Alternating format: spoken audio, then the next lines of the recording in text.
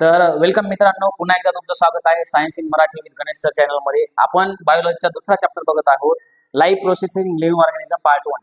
या चॅप्टरमध्ये आपल्याला काय काय बघायचं आहे, लिव्हिंग ऑर्गॅनिझम आणि त्यांची लाईव्ह प्रोसेस कसं आहे, म्हणजे आपल्या शरीरामध्ये आपण कोणते अन्न पदार्थ खातो, आपल्या शरीरामधल्या वेगवेगळ्या ज्या सर्क्युलेटरी सिस्टीम असेल, रेस्पिरेटरी सिस्टीम असेल, वेगवेगळे जे ऑर्गन आहेत ते समन्वय म्हणजे कोऑर्डिनेशन करून कसे काम करत असतात, हे याच्यामध्ये इंट्रोडक्शन पार्टमध्ये दिलेलं आहे तुम्हाला. त्याच्यानंतर सम न्यूट्रिएंट्स अँड एनर्जी इफिशियन्सी, एखाद्या पदार्थातून आपल्याला कोणतं न्यूट्रिएंट भेटते, कोणत्या पदार्थातून आपल्याला कार्बोहायड्रेट कशातून मिळतात, प्रोटीन कशामधून मिळतात, लिपिड्स कशामधून मिळतात, हे आपल्याला बघायचे. आणि त्यांच्या कमतरतेमुळे जर काही आपल्याला आजार होत असतील किंवा कोणती कमतरता पडत असेल त्यांना एनर्जी इफिशियन्सी ते सुद्धा बघायचं आहे. नंतर आहे लिव्हिंग ऑर्गॅनिझम आणि एनर्जी प्रोडक्शन. आपल्या शरीरामध्ये अन्नपदार्थ खाल्ल्यानंतर एनर्जी तयार होते हे आपल्याला माहिती आहे, परंतु एनर्जी कशी तयार होते, नेमकं शरीरामध्ये काय होतं, नेमकं शरीरामध्ये काय भानगडी होतात, हे आपल्याला या चॅप्टरमध्ये बघायचे आहे. नंतर आहे सेल डिव्हिजन आणि लाईफ प्रोसेस. आपले जी पेशी विभाजन आहे, पेशी विभाजनाचे प्रकार आहेत, 2 प्रकार आहेत, ते बघायचे आपल्याला. आधीच तर काय आहेत त्याच्यामध्ये सेल डिव्हिजन हे याच्यामधला या चॅप्टरमधला महत्त्वाचा पॉईंट आहे. तर सुरुवातीला लिव्हिंग ऑर्गॅनिझम आणि लाईफ प्रोसेसेस आपण इंट्रोडक्शन जे क्वेश्चन आहेत, पहिले क्वेश्चन आहेत ते आपण काल बघितलेले आहेत. लिव्हिंग ऑर्गॅनिझम आणि लाईफ प्रोसेसेस मध्ये सांगितलेलं आहे की जे आपल्या शरीरातल्या वेगवेगळ्या क्रिया आहेत, वेगवेगळ्या क्रिया वेगवेगळ्या ऑर्गनद्वारे कशा होतात. समजा तुमची रेस्पिरेटरी सिस्टीम आहे किंवा तुमचं डायजेस्टिव्ह सिस्टीम आहे, तर डायजेस्टिव्ह सिस्टीम म्हणजे तुम्ही अन्न खाता, अन्न खाल्याच्या नंतर माउथ आहे, एलिमेंटरी कॅनल आहे, अन्ननलिका आहे, त्या सगळ्या जण काय करत असतात, एकमेकांना कोऑर्डिनेटली काम करत असतात, बरोबर आहे. तर यांचं कोऑर्डिनेटली काम करत असताना यांना सुद्धा एक एनर्जी लागणार आहे, यांना सुद्धा वर्किंग करण्यासाठी काय लागत असते, एनर्जी लागत असते. तर आपल्या शरीरामध्ये एनर्जी कोणत्या फॉर्म मध्ये जमा होत असते, समजा तुम्ही खात असाल, अन्न खाता, तुम्ही पोळी खाता, भात खाता, तर हे समजा त्याच्यामधून आपल्याला कार्बोहायड्रेट मिळतात. काही जे दूध आहे, मटकी आहे, अशा पदार्थातून तुम्हाला तुम्हाला प्रोटीन मिळत असतात. काही पदार्थातून तुम्हाला लिपिड्स मिळतात, काही पदार्थातून तुमचा तूप असेल, तेल असेल, असे काही पदार्थ असतील त्याच्यातून तुम्हाला स्निग्ध पदार्थ म्हणजे फॅट मिळतात. तर या सर्व पदार्थांचं सेवन आपल्या शरीरामध्ये कसं होतं आपल्याला हे पण बघायचं आहे. तर जवळपास इथे तुम्हाला दिलेलं आहे, we obtain the carbohydrates from the milk. Carbohydrate आपल्याला कशापासून मिळतात बघा, मिल्क आहे, फ्रुट्स आहे, जॅगरी आहे, केन शुगर आहे, व्हेजिटेबल्स आहेत, potato, sweet meats and serials like wheat, मेज, रगी, ज्वार, मिलेट, राईस इटीसी. कशापासून आपल्याला कार्बोहायड्रेट मिळाले बघा, दूध आहे, फळे आहे, ज्या गुळ आहे, साखर आहे किंवा काय म्हणतात त्याला ऊस आहे, व्हेजिटेबल्स आहेत, भाजीपाला आहे, पोटॅटोज आहेत म्हणजे बटाटा आहे, स्वीट पोटॅटो म्हणजे तुमचे रताळे आहेत. तर या सगळ्या पदार्थातून किंवा व्हीट आहे म्हणजे गहू आहे, मका आहे, या सगळ्या तांदूळ आहेत किंवा तुमचा मध आहे, वेगवेगळे जे किंवा गोड पदार्थ आहेत, त्या सर्व पदार्थातून आपल्याला काय मिळत असतात, कार्बोहायड्रेट मिळतं. काय म्हणायचं, कार्बोहायड्रेटला मराठीमध्ये काय म्हणतात, कर्बोदके. काय म्हणायचं, कर्बोदके. तर जवळपास तुम्ही जर समजा 1 ग्राम कार्बोहायड्रेट खाल्ले, किती, 1 ग्राम कार्बोहायड्रेट जर खात असाल तर तुम्हाला 4 किलो कॅलरी एनर्जी मिळते. किती कॅलरी ऊर्जा मिळते, 4 किलो कॅलरी ऊर्जा मिळते. मग काही खा तुम्ही, समजा 1 ग्राम राईस खा म्हणजे भात खा, 1 ग्राम तुमचा व्हीट घ्या, 1 ग्राम तुमचे काही पोटॅटोज घ्या, तर 1 ग्राम जर खाल्ले तर तुम्हाला किती एनर्जी मिळाली, 4 किलो कॅलरी ऊर्जा मिळत आहे. हे सगळं झालं. आता याच्यानंतर many players are seen consuming some food stuff doing the break of the game. तुम्ही बरेच वेळा बघितलं असेल, क्रिकेट खेळत, तुम्ही क्रिकेट बघता टीव्हीवर क्रिकेट बघल्याच्या नंतर तुम्ही ते बघा, ते जे बसायचं असते त्या प्लेयरला, तिथं जाऊन काय करतात, प्लेयर काहीतरी खाताना दिसतात तुम्हाला किंवा एनर्जी ड्रिंक घेताना दिसतात किंवा मधात पळत कोणीतरी घेऊन येते एनर्जी ड्रिंक देते. हे खाण्याचा काय उद्देश असतो त्यांना एनर्जी प्रोव्हाइड व्हावा, बरोबर आहे. तर आपल्याला सतत एनर्जी लागत असते, त्यांना वर्किंग करण्यासाठी, त्यांना खेळण्यासाठी, त्यासाठी त्याच्यावरून एनर्जी मिळण्यासाठी करत असतात. आता what is respiration, how does it occur, हे सर्वांना माहिती आहे. एक ओव्हरऑल मी सांगितलं होतं की नाकावाटे आपण श्वास घेतो, तो जो श्वास घेतलेला आहे तो फुफ्फुसामध्ये जातो, फुफ्फुसामध्ये गेलेला जो श्वास आहे म्हणजे ऑक्सिजन जो आहे तो अल्व्हिओलाई द्वारे काय होत असतं, रक्तामध्ये मिसळत असतं. रक्तामध्ये मिसळलेला जो ऑक्सिजन आहे त्याच्यामध्ये आता ग्लायकोलिसिस वगैरे प्रोसेस बघायची, त्याच्यामध्ये जो कार्बन डायऑक्साईड तयार झालेला आहे तो कार्बन डायऑक्साईड आपण शरीराच्या बाहेर टाकत असतो. तर पहिली प्रोसेस आहे तुम्हाला ग्लायकोलिसिस. ओके, कोणती आहे, याला मराठीमध्ये ग्लुकोज विघटन म्हणतात. काय म्हणतात, आता ग्लायकोलिसिस प्रोसेस मध्ये त्याच्या अगोदर तुम्हाला काहीतरी सांगले की काही पदार्थ, काही वनस्पती ह्या काय करत असतात, सेल्युलर रेस्पिरेशन करतात, जे की काही त्याला म्हटलं जातं आपण ज्या प्राण्यांमध्ये ऑक्सिजनच्या मदतीनं रेस्पिरेशन होतं त्याला म्हणायचं एरो. ओके. किंवा आणि जे हे आहेत जे बिना ऑक्सिजन करणारे, समजा काही बॅक्टेरिया असतील किंवा जमिनी खाली राहणारे काही वनस्पती असतील, काही असेल, तर त्यांच्यामध्ये जे रेस्पिरेशन होतं त्याला काय म्हणायचं, अनएरोबिक रेस्पिरेशन, म्हणजे विदाऊट ऑक्सिजन. कळाले का? ऑक्सिजनच्या मदतीनं जर रेस्पिरेशन केलं जातं जसं की आपण करतो, बरोबर आहे, त्याला म्हणायचं एरोबिक रेस्पिरेशन. आणि ऑक्सिजनच्या मदतीनं म्हणजे त्याला मराठीमध्ये ऑक्सिशोषण आणि ऑक्सिजनच्या विरहित म्हणजे विनऑक्सिशोषण असे दोन नावं दिलेले आहेत. तर हे जे शोषण आहे in aerobic respiration glucose is oxidised in the 3 steps. आपल्या याच्यामध्ये आपल्याला आता या 3 ज्या स्टेप बघणार आहोत त्याच्यामध्ये आपण काय करायलो, ग्लुकोजचं ऑक्सिडेशन करायलो. काय करायलो रे? ग्लुकोजचं ऑक्सिडेशन. म्हणजे ग्लुकोजला आपण आता टप्प्याटप्प्यानं तोडणार आहोत. काय करणार आहोत? टप्प्याटप्प्यानं तोडणार आहोत. तर पहिला प्रोसेस आहे ग्लायकोलिसिस. आता या ग्लायकोलिसिस प्रोसेस मध्ये काय होत असतं, process of glycolysis occur in cytoplasm. आता हे जे सेल आहे, सेलच्या कुठं होणार आहे ही जी क्रिया आहे ती सायटोप्लाझम मध्ये होणार आहे. सायटोप्लाझम माहिती का नाही? पेशी द्रव्य सायटोप्लाझम मध्ये होणार आहे. आता हे पण लक्षात ठेवायचं की नेमकी क्रिया कुठं आहे. पहिली जी ग्लायकोलिसिस प्रोसेस आहे, जे ग्लुकोजचं विघटन आहे, मराठीत काय म्हणलं जातं त्याला? ग्लुकोजचं विघटन म्हणलं जातं की नाही? आता ही सेल आहे. सेल मध्ये तुम्हाला सेल ऑर्गेनेल माहित आहेत, मधामध्ये केंद्रक असतो, बाजूला सायटोप्लाझम आहे, अजून त्याच्यामध्ये एक मायटोकॉन्ड्रिया नावाचा गोष्ट असते. मायटोकॉन्ड्रिया माहिती आहे? Mitochondria is the power house of cell. आम्हाला 10वी पासून शिकलो, आम्हाला ते अजून ते एकच वाक्य पाठच आहे, दुसरं वाक्य पाठवी नसते. Mitochondria is the power house of cell, त्याला ऊर्जेचं चलन असं म्हणतात. तिथून काय आहे, तिथे ऊर्जा तयार होणारी आहे. मायटोकॉन्ड्रिया आहे, त्याला आपण मराठीमध्ये तंतुकणिका म्हणतो. काय म्हणायचं? तंतुकणिका. आता ही जी सायटोप्लाझम आहे, या सायटोप्लाझम मध्ये ही ग्लायकोलिसिस प्रोसेस होणार आहे. कुठे होणार आहे? सायटोप्लाझम मध्ये. Molecule of glucose is oxidised step by step. आता ही ग्लुकोजचे मॉलिक्यूल जे आहे, ग्लुकोजचा फॉर्म्युला काय पोरांनो? C6H12O6. आता आपण जो ऑक्सिजन घेतलेला आहे, मी सांगितलं की तो सेलमध्ये जातो, बरोबर आहे. तर तो सेलमध्ये गेलेला ऑक्सिजन जो आहे, तर याचं काय करणार आहे? ब्रेकडाऊन करणार आहे. काय करणार आहे? ब्रेकडाऊन करणार आहे. म्हणजे असं ऑक्सिडेशन करणार आहे. काय करणार आहे? ऑक्सिडेशन. आता या ऑक्सिडेशन मधून या ग्लुकोजचं काहीतरी तोडफोड होणार आहे, काहीतरी प्रमाणामध्ये एनर्जी बाहेर पडणार आहे, बरोबर आहे. तर याचं ग्लुकोजचं विघटन करत असताना याच्यामधून किती 2 मॉलिक्यूल बाहेर पडतात. कशाचे? 2 पायरुव्हिक ऍसिडचे मॉलिक्यूल बाहेर पडायले. कशाचे? पायरुव्हिक ऍसिड, पायरुव्हिक आम्ल म्हणतात त्याला मराठीमध्ये. आणि 2 मॉलिक्यूल हे कशाचे आहेत? 2 एटीपी तयार व्हायले तर आणि 2 NADH2 तयार व्हायले. याला लक्षात ठेवण्यासाठी म्हणायचे नाडू. काय म्हणायचे याला? नाडू. आता एक नाडू आहे, दुसरा एक आहे फाडू, FADH2. लक्षात ठेवण्यासाठी म्हणायचं नाडू आणि फाडू. आता ही नाडू आणि फाडू काय आहे? समजा ही एटीपी काय आहे? ऊर्जेचं चलन आहे. ऊर्जा आहे आपल्या सर्वांना माहिती आहे. एटीपीचा लॉंग फॉर्म काय सांगितला होता मी? ॲडेनोसाइन ट्रायफॉस्फेट. हे आहे एटीपी. आता नाडू म्हणजे काय याचा सुद्धा लॉंग फॉर्म दिलेला आहे तुम्हाला नियंड पाठीमागच्या ओळीमध्ये. तर ते नंतर आपल्याला बघायचंच आहे. त्याच्यामध्ये बघा नाडूची जी हे आहे याला म्हणायचं, ह्या जी ऊर्जा आहे, आता ही पण ऊर्जाच आहे, पण ही कशी ऊर्जा आहे? अप्रत्यक्ष ऊर्जा आहे. कशी आहे? अप्रत्यक्ष ऊर्जा. समजा एटीपीला समजा तुमचे पैसे आहे, ओके, मी तुम्हाला पैसे दिले, तुम्हाला सनुभवच्या दुकानावर जायला सांगलं, काहीतरी खरेदी करायला सांगलं, पैसे देऊन गेल्यावरती तुम्हाला दिली वस्तू, बरोबर आहे. आता मी काय केलं, तुम्हाला चेक दिला. चेक दिला आणि कोणत्या दुकानावर जाऊन तुम्हाला पैसे खर्च म्हणलं किंवा चेक दिल्यावर जाऊन वस्तू घे म्हणलं, देईल का दुकानदार? दुकानदार म्हणजे काय येडा समजायला काय? म्हणाल का नाही? तर असं समजा की हे नाडू म्हणजे चेक आहे. काय आहे? चेक आहे. या आणि ही एटीपी म्हणजे पैसे आहे. एटीपी जर दिले तर तुम्हाला जाऊन खर्च करता येईल. म्हणजे ही एटीपी ऊर्जा आहे, याच्यामध्ये जर तयार झाली तर मला ती वापर करता येईल. परंतु नाडूमध्ये जर तयार झाली याला म्हणायचं अप्रत्यक्ष ऊर्जा, इनडायरेक्ट एनर्जी म्हणतात त्याला. काय म्हणायचं? Indirect energy. आता या नाडूचं रूपांतर एटीपी मध्ये करत असतात. की कशामध्ये करतात? एटीपी मध्ये. आता तुम्हाला दिलेला आहे एक नाडूचा जर हे असेल मॉलिक्यूल असेल तर त्याच्यापासून 3 एटीपी तयार होत असतात. एक फाडूचा जर मॉलिक्यूल असेल तर त्याच्यापासून 2 एटीपी तयार होत असतात. ते नंतर कन्व्हर्जेशन करायचे. तर पहिल्या ग्लुकोजच्या प्रोसेसमध्ये काय झालेलं आहे, हा जो ग्लुकोज आहे त्याचा आपण ऑक्सिडेशन करायलो. ऑक्सिडेशन करत असताना त्याच्यामध्ये काय तयार व्हायले? 2 पायरुव्हिक आम्लाचे पायरुव्हिक ऍसिड तयार व्हायले. पायरुव्हिक ऍसिड तयार होणार आहे प्लस 2 एटीपी आणि 2 नाडू तयार व्हायले. पहिली प्रोसेस समजली, ग्लायकोलिसिस. आता याच्यामध्ये ग्लायकोलिसिसला आणि दुसऱ्या प्रोसेसला म्हणजे तुमचं दुसरं प्रोसेस कोणती आहे? क्रेब सायकल आहे. कोणती आहे?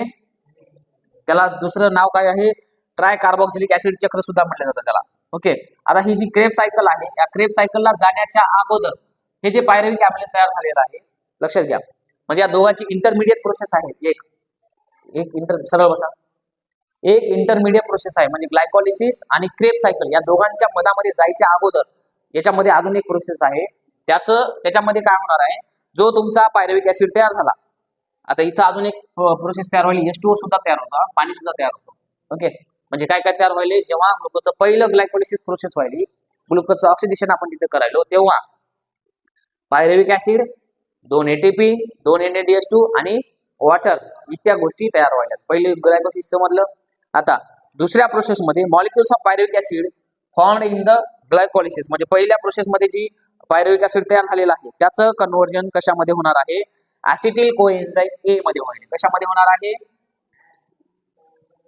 आता हा जो पायरुव्हिक ऍसिड आहे याचं रूपांतर ऍसिटिल कोएन्झाइम ए, मराठीमध्ये सुद्धा नाव असंच आहे त्याचं, ऍसिटिल कोएन्झाइम ए मध्ये व्हायले. कुठं व्हायले रे, इकडे बघा, इथं जायच्या अगोदर म्हणजे दुसऱ्या प्रोसेसला क्रेब सायकलला जायच्या अगोदर ही एक इंटरमिडिएट प्रोसेस आहे, म्हणजे दोघांच्या मधातली प्रोसेस आहे, ज्या ठिकाणी पायरुव्हिक ऍसिडचं रूपांतर कशामध्ये होणार आहे, ऍसिटिल कोएन्झाइम ए. आणि ऍसिटिल कोएन्झाइम ए मध्ये रूपांतर होत असताना देखील त्याच्यामध्ये सुद्धा मॉलिक्यूल तयार होणार आहेत. दुसऱ्या कशाचे मॉलिक्यूल तयार व्हायले, तर इथं 2 नाडू तयार व्हायले, 2 NADH2 तयार व्हायले. ओके, दुसरं 2 मॉलिक्यूल ऑफ CO2 तयार व्हायले, 2CO2 तयार होणार आहेत. दुसरं are released in during this process. बस बघा, पहिल्यांदा काय झालं, ग्लुकोज रूपांतर करत असताना, ग्लुकोजचं विघटन म्हणजे ऑक्सिडेशन करत असताना पायरुव्हिक ऍसिड तयार झालं, ATP नाडू तयार झाले आणि पाणी तयार झालं. ओके, आता त्याच्यामधून इंटरमिडिएट प्रोसेस म्हणजे क्रेब सायकलला जायच्या अगोदर जे पायरुव्हिक ऍसिड आहे त्या पायरुव्हिक ऍसिडचं रूपांतर ऍसिटिल कोएन्झाइम ए मध्ये झालं. कशामध्ये झालं, ऍसिटिल कोएन्झाइम ए. ऍसिटिल कोएन्झाइम ए मध्ये रूपांतर होत असताना दुसरे पण बाय प्रोडक्ट बाहेर पडतात. केमिस्ट्रीमध्ये रिएक्शन करता तुम्ही बघा की एखादी रिएक्शन होते, रिएक्शन झाल्यानंतर पाणी, H2O, CO2 असे बाहेर पडतात ना दुसरे प्रॉडक्ट. तसंच आता याचं रूपांतर याच्यामध्ये करत असताना ऍसिटिल कोएन्झाइम मध्ये काही रूपांतर करत असताना त्याच्यामध्ये सुद्धा 2 NADH2 तयार व्हायले आणि 2 CO2 चे मॉलिक्यूल तयार व्हायले. आता ही पहिली प्रोसेस म्हणजे याला समजा अशी सगळी पहिली प्रोसेस आहे एवढी. ओके, आता दुसऱ्या प्रोसेस मध्ये चाललो आपण क्रेब सायकल मध्ये. कशामध्ये चाललो, क्रेब सायकल. आता जे क्रेब सायकल मध्ये चाललो, आता जो हे बघा, आता याला घेऊन जायचं कुठं, या क्रेब सायकल मध्ये. आता हे चाललंय तुमचा मायटोकॉन्ड्रिया मध्ये. कुठं चाललाय, मायटोकॉन्ड्रिया जो आहे म्हणजे तुमची तंतुकणिका जी आहे, तंतुकणिकेमध्ये जो तयार झालेला ऍसिटिल कोएन्झाइम ए जो आहे त्याला कुठे न्यायचं, कुठे न्यायचं, पाऊस पडायला मग पाऊस बघायला काय लावू नको, ऍसिटिल आवाज येत नाही आपल्या याच्यामध्ये, ऍसिटिल कोएन्झाइम ए. ऍसिटिल कोएन्झाइम ए तयार जो झालाय त्याला कुठे न्यायलो आपण, तंतुकणिकेमध्ये. आपली पहिली प्रोसेस कुठे झाली होती रे, सायटोप्लाझम मध्ये झाली. आता बरोबर आहे, सायटोप्लाझम मध्ये झाली, त्याच्यानंतर आपण त्याला न्यायलो आता तंतुकणिकेमध्ये. बरोबर आहे. आता हा जो ऍसिटिल कोएन्झाइम आहे याच्यावर काय होणार आहे, 3 सायक्लिक ऍसिडची चेन होणार आहे, त्याच्यावर 3 ऍसिडची रिएक्शन होणार आहे. 3 ऍसिडची रिएक्शन झाल्यामुळे त्याला म्हणतात ट्राय कार्बोक्सिलिक ऍसिड चक्र. म्हणाले कळाले का, त्याचं जे नाव दिलेलं आहे क्रेब सायकल, क्रेब या सायंटिस्टनं शोधून काढले म्हणून त्याला क्रेब सायकल नाव दिलेलं आहे. परंतु 3 कार्बोक्सिलिक ऍसिड त्याच्यावर चक्र करायले, सायक्लिक रिएक्शन व्हायली तिथं. सायक्लिक रिएक्शन झाल्यामुळे त्याला नाव दिलेलं आहे ट्राय कार्बोक्सिलिक ऍसिड चक्र. Okay, acid cycle. आता हे जे cyclic chain of reaction called the tri carboxylic acids are operated on the mitochondria. ही जे मायटोकॉन्ड्रिया मध्ये आहे त्याच्यामध्ये 3 वेळा किंवा 3दा ट्राय कार्बोक्सिलिक ऍसिड सायकल त्याच्यावर काय होती, ऑपरेटेड व्हायली. ओके, यानंतर acetyl part of acetyl coenzyme A is completely oxidised. आता जो ऍसिटिल कोएन्झाइम ए होता याच्यामधला जो ऍसिटिल आहे याचं पूर्ण विघटन व्हायले. ओके, ऍसिटिल कोएन्झाइम ए आहे का नाही, यातला जो ऍसिटिल आहे याचं विघटन पूर्णपणे विघटन होणार आहे. तर याचं विघटन होत असताना completely cyclical process and the molecule of CO2 काय काय तयार व्हायले बघा, या ऍसिटिलचं पूर्णपणे विघटन व्हायले, CO2 तयार व्हायले, प्लस H2O तयार व्हायलाय, प्लस NADH2 तयार व्हायलाय. ओके, काय काय तयार झालं, आणि प्लस FADH2 सुद्धा तयार व्हायलाय. नाडू फाडू लक्षात ठेवायला सोपं आहे का नाही. नाडू म्हणले की NADH2, फाडू म्हणले की FADH2. नाडू फाडू काय काय तयार झालं, या क्रेब सायकलला जात असताना हा जो ऍसिटिल कोएन्झाइम आहे, ऍसिटिल कोएन्झाइम यांना कुठे घेऊन जायचं, मायटोकॉन्ड्रियामध्ये, तंतुकणिकेमध्ये घेऊन जायचं. तंतुकणिकेमध्ये गेल्याच्या नंतर त्याच्यावर ट्राय कार्बोक्सिलिक म्हणजे सायक्लिक प्रोसेस व्हायली. ओके, सायक्लिक प्रोसेस ऑप्टेन झाल्याच्या नंतर त्याचं रूपांतर या ऍसिटिलचं पूर्णपणे ऑक्सिडेशन व्हायले आणि ऑक्सिडेशन होत असताना CO2 plus H2O plus NaDH2 plus FeDH2 एवढे मॉलिक्यूल तयार व्हायले. ओके, इथपर्यंत समजलं झालं. मग ह्या दोन्ही प्रोसेस झाल्या एवढ्याच आहे, कळालं. आता तिसरी प्रोसेस जी आहे ती आहे तुमची electron transfer chain, ETC chain सुद्धा म्हणलं जातं. त्याला काय म्हणलं जातं? ETC चेन जे आहे, आता तुम्हाला सांगितलेलं आहे की ते मॉलिक्युल्स ऑफ NaDH2 आहेत, FeDH2 आहे, जे की दोन्ही प्रोसेस मध्ये तयार झाले. बघा, इथं तुम्हाला नाडू दिसायला आहे, इथं नाडू दिसायला आहे, इथं नाडू फाडू दोन्ही दिसायले आहे का नाही. मग यांचं रूपांतर आपल्याला काय करायचं, आता मी सांगितलं ना, हे काय आहे? अप्रत्यक्ष ऊर्जा आहे. ही आपल्या शरीराला वापरता येणारी आहे का? नाही. तुम्हाला चेक दिला, दुकानावर जाय म्हणलं, तुम्ही 10 रुपयाची वस्तू आणसाल का? नाही. मग हे जे आहे याला आपल्याला बँकेत जावं लागेल ना. आधी बँकेत जाऊन काय करावं लागेल? त्याच्या पैशाचं रूपांतर करावं लागेल, त्याचं पैशामध्ये रूपांतर करावं लागेल. तर याच नाडूळ आणि फाडूचं तिसऱ्या याच्यामध्ये काय होणार आहे? या ज्या अप्रत्यक्ष ऊर्जा तयार झाल्या कोणत्या? NaDH2 आणि FeDH2 याचं रूपांतर फक्त मला कशामध्ये करायचे? प्रत्यक्ष ऊर्जामध्ये, म्हणजे ATP मध्ये. आता एका ATP मधून बघा इथं सांगले 3 molecules of ATP are obtained from the NaDH2. एका NaDH2 पासून किती मॉलिक्यूल तयार होतात? 3 ATP तयार होतात. किती तयार होतात? 3 ATP तयार होतात. म्हणजे समजा मला जर 2 NaDH2 जर भेटले असतील तर किती ATP तयार व्हायला? एका याच्यापासून 3 व्हायल्यात, तर जर मला 2 NaDH2 भेटत असतील तर किती व्हायले? तर 6. कळाले? म्हणजे एका NaDH2 पासून 3 ATP तयार होतात आणि एका FeDH2 पासून किती तयार होतात? तर 2 ATP तयार होतात. किती तयार होतात? 2 ATP. मग या तिसऱ्यामध्ये ATC सायकल जी आहे याच्यामध्ये फक्त आपल्याला एवढीच भानगड करायची. काय करायची?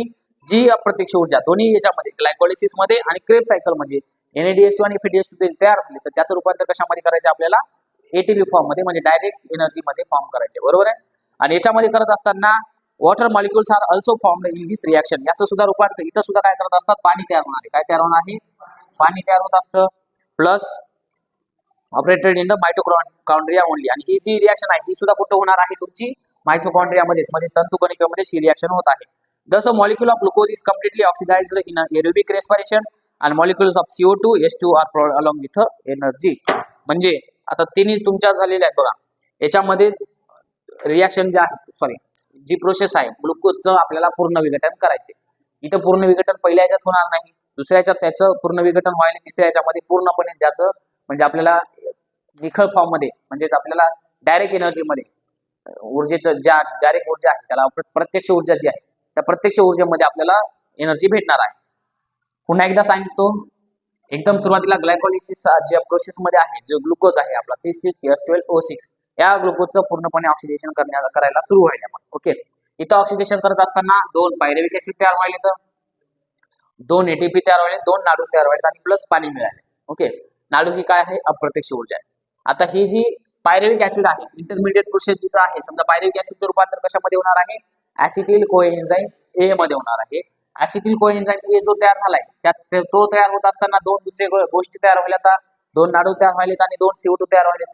ओके, आता हा जो ऍसिटिल कोएन्झाइम A जो आहे याचं रूपांतर करत असताना आपण त्याला नेलो मायटोकॉन्ड्रियामध्ये. कुठे नेलो? मायटोकॉन्ड्रियामध्ये. मायटोकॉन्ड्रियामध्ये नेल्याच्या नंतर, तंतुकणिकेमध्ये नेल्याच्या नंतर त्याचं रूपांतर त्याच्यावर रिएक्शन होणार आहे आणि जो ऍसिटिल कोएन्झाइम A आहे त्याचं कुणाचं फक्त पूर्णपणे ऑक्सिडेशन व्हायले? ऍसिटिलचं व्हायले, फक्त ऍसिटिलचं व्हायले. आणि याच्या ऑक्सिडेशन करत असताना पुन्हा आपल्याला काही प्रॉडक्ट भेटायले. कोणकोणते? CO2 H2O, नाडू फाडू. ओके, NaDH2 FeDH2 या सगळ्या गोष्टी भेटायल्यात. आता ह्या भेटल्याच्या नंतर शेवटी जो आपल्या आहे तिसरी जी प्रोसेस आहे त्याला म्हणतो आपण ETC reaction, electron transfer chain. आता इलेक्ट्रॉन ट्रान्सफर चेन मध्ये ज्या अप्रत्यक्ष ऊर्जा आपल्याला मिळाल्या होत्या, या दोन्ही मध्ये ज्या अप्रत्यक्ष ऊर्जा मिळालेल्या होत्या त्याचं रूपांतर आपण कशामध्ये करणार आहोत? ATP मध्ये, म्हणजे प्रत्यक्ष ऊर्जेमध्ये. आणि शेवटी आपल्याला पाणी प्लस कार्बन डायऑक्साईड सुद्धा मिळतो आपल्याला. ओके, आणि याचं रूपांतर जे झालेलं आहे निखळ फॉर्म मध्ये, म्हणजे तुम्हाला ओरिजिनेटेड फॉर्म मध्ये ATP मिळणार आहे आणि प्लस तुम्हाला काय भेटायले? पाणी आणि CO2 भेटायले, म्हणजे H2 आणि CO2 भेटायले. म्हणजे याचं तुमचं पूर्णपणे जे आहे काय त्याला तुम्हाला निखळ फॉर्म मध्ये ATP स्टॉप करा, फक्त स्टॉप म्हणजे तिकडं. तर याच्यामध्ये शेवटी तुम्हाला एनर्जी फॉर्म मध्ये ऊर्जा मिळत आहे. आता तुम्हाला सुद्धा पाठ करायचं असेल तर असं पाठ करा. ग्लुकोज आहे, ग्लुकोजचं विघटन करत असताना 2 पायरुव्हिक आम्ल तयार व्हायले, 2 ATP तयार व्हायले, 2 नाडू तयार व्हायले, ऑक्सिडेशन प्लस 2 H2O तयार होणार आहे. ओके. आणि पायरुव्हिक ऍसिड जो तयार झालेला आहे, पायरुव्हिक ऍसिडचं रूपांतर ऍसिटिल कोएन्झाइम या ऍसिटिल, आता इथं किती पायरुव्हिक ऍसिड तयार झालते, 2 तयार झालते. म्हणजे 2 ऍसिटिल कोएन्झाइमचं विघटन होणार आहे. ओके. आता याच्यामध्ये तुम्हाला एक प्रश्न विचारला जातो की पूर्ण ग्लायकॉलिसिस प्रोसेस मध्ये एकूण किती एटीपी तयार होतात. ओके. एकूण किती एटीपी तयार होतात आपल्याला हे बघायचं आहे. स्टॉप कर फक्त. तर आपल्याला असा प्रश्न विचारला जातो की पूर्ण ग्लायकॉलिसिस प्रोसेस मध्ये एकूण एटीपी किती तयार झालेल्या आहे. तर सुरुवातीला बघितलं तर आपण पहिल्या ग्लायकॉलिसिस प्रोसेस मध्ये किती तयार व्हायले, 2 एटीपी तयार व्हायले तर आणि 2 नाडू तयार व्हायले. आता 2 एटीपी म्हणजे त्याचं ऊर्जेचं डायरेक्ट 2 आहेत. आता एका NADH2 पासून किती तयार होतात, 3 व्हायले. तर 2 असल्यानंतर किती होतील, 3 दुनी 6, म्हणजे टोटल किती झाले 8, 6 आणि 2 8. आता या ठिकाणी 2 पायरुव्हिक ऍसिडचं रूपांतर 2 ऍसिटिल कोएन्झाइम मध्ये व्हायले, बरोबर आहे. आता एका NADH2 पासून किती मिळतात, 3 एटीपी मिळतात. तर इथं 2 असल्यामुळे किती मिळणार, पुन्हा 6, म्हणजे ही इंटरमिडिएट प्रोसेस आहे ग्रेप सायकलला जाण्याच्या अगोदर. इथं असं गृहीत धरा हे 6 झाले. ओके. आता या ठिकाणी बघा क्रेब सायकल मध्ये गेल्यानंतर जो ऍसिटिल कोएन्झाइम ए आहे त्याचं आपण टोटल ऑक्सिडेशन करायलो, बरोबर आहे.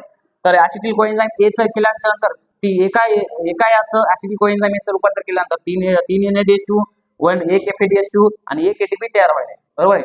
परंतु 2 ऍसिटिल कोएन्झाइम एचं तर केलं तर समजा असं धरा 2 2 2, कळाले का. 2 ऍसिटिल कोएन्झाइम एचं आपण विघटन करायला, ऑक्सिडेशन करायला. तर एका NADH2 पासून किती मिळतात, 3 मिळतात. तर 3 3 9 आणि 2 असल्यामुळे 9 दुने 18, म्हणजे इथं किती मिळाले एटीपी अजून मला टोटल 18. एका FADH2 पासून 2, 2 दुने 4, बरोबर का. आणि 2 एटीपी, एका एटीपी पासून 2 म्हणजे 2 एटीपी, 18 आणि 4 22, 22 आणि 2 24. आता माझ्याकडे एकूण टोटल एटीपी जर मोजायला गेलो किती झाल्या माझ्याकडे सांगा, टोटल 24 30, 30 38. तर असा जर प्रश्न विचारला की टोटल ग्लायकॉलिसिस प्रोसेस मध्ये किती एटीपीचं आपल्याला किती एटीपी मध्ये एनर्जी मिळते, तर आपल्याला किती एटीपी मिळाले, तर 38 एटीपी, 38 एटीपी मिळत असतात. ओके. लक्षात ठेवायचं. आणि हे तुम्ही वाटलंच तर जर माहित नसेल तर हे लिहून घ्या, कारण इथं बऱ्याच जणांना कन्फ्युजन होतं किंवा ऍसिटिल कोएन्झाइम एचं एकाचं नाही विघटन तर किती जणांचं आहे, 2 आहे. त्यामुळे इथं 3 दुनी 6 प्लस हे 3 3 9 प्लस हे 2 वेळा करायला, 3 9 दुने 18, म्हणजे एका प्रोसेस मध्ये 9, दुसऱ्या 2 प्रोसेस मध्ये 18, एका प्रोसेस मध्ये 2, दुसऱ्या प्रोसेस मध्ये 2 आणि 2 4, कळाले. आणि एकूण असे किती 38 एटीपी तयार होत असतात. तर आज जे झालेलं आहे तेवढं. धन्यवाद. जर व्हिडिओ आवडला तर सर्वांनी लाईक करा, सबस्क्राईब करा आणि शेअर करा. आमच्या सरांचा व्हिडिओ आवडला असला तर लाईक करा, सबस्क्राईब करा आणि शेअर करा, असंच सपोर्ट करा.